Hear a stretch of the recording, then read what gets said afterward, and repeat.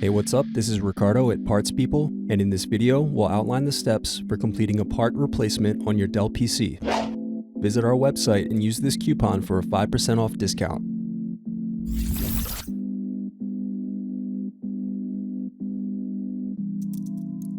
Unscrew and remove bottom base.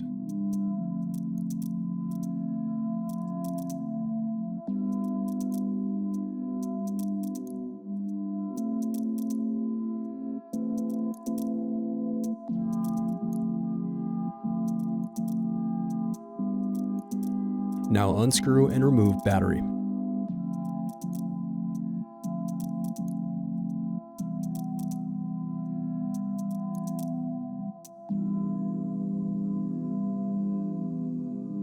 Thanks for watching. Don't forget to like and subscribe if you enjoyed this video.